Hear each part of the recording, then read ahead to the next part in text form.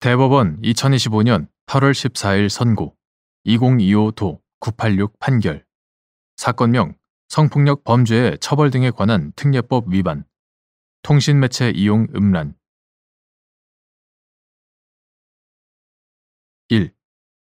성폭력 범죄의 처벌 등에 관한 특례법 제13조의 구성요건 중 성적 수치심이나 혐오감을 일으키는 글 등을 상대방에게 도달하게 한다는 것의 의미 및 피고인이 통신 매체를 통하여 성적 수치심을 일으키는 글 등을 상대방에게 전송함으로써 상대방이 별다른 제한 없이 그 글 등을 바로 접할 수 있는 상태에 이르게 한 경우 상대방이 실제로 그 글 등을 인식 또는 확인했는지와 상관없이 위 구성 요건을 충족하는지 여부.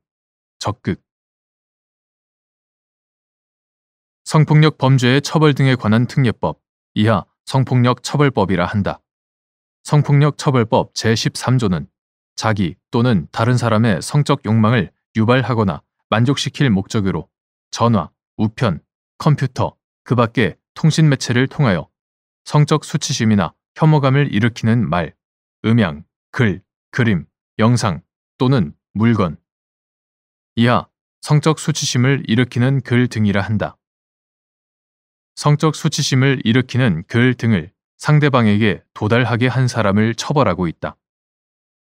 성폭력 처벌법 제13조에서 정한 통신매체 이용 음란죄는 성적 자기결정권에 반하여 성적 수치심을 일으키는 글 등을 개인의 의사에 반하여 접하지 않을 권리를 보장하기 위한 것으로 성적 자기결정권과 일반적 인격권의 보호, 사회의 건전한 성풍속 확립을 보호법익으로 한다.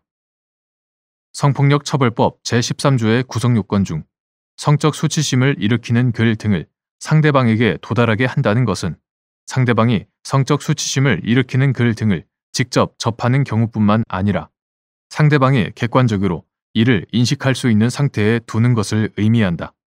따라서 피고인이 휴대전화, 컴퓨터 등의 통신매체를 통하여 성적 수치심을 일으키는 글 등을 상대방에게 전송함으로써 상대방이 별다른 제한 없이 그 글 등을 바로 접할 수 있는 상태에 이르렀다면 그러한 행위는 성적 수치심을 일으키는 글 등을 상대방에게 도달하게 한다는 구성 요건을 충족한다고 보아야 하고 상대방이 실제로 그 글 등을 인식 또는 확인하였는지 여부와는 상관없다. 2.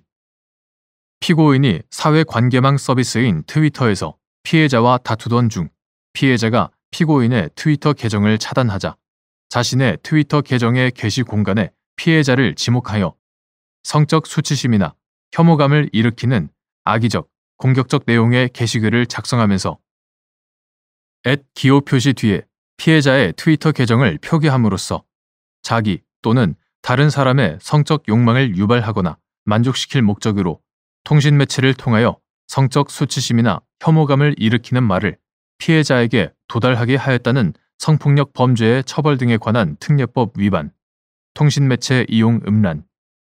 위반의 공소사실로 기소된 사안에서 피고인이 피해자를 겨냥하여 작성한 위 게시글을 트위터 계정에서 멘션 기능을 활용하여 게시함으로써 피해자가 객관적으로 이를 인식할 수 있는 상태가 되었고 이로써 통신매체 이용 음란죄는 성립했는데도 공소사실을 무죄로 본 원심 판단에 법리 오해에 잘못이 있다고 한 사례.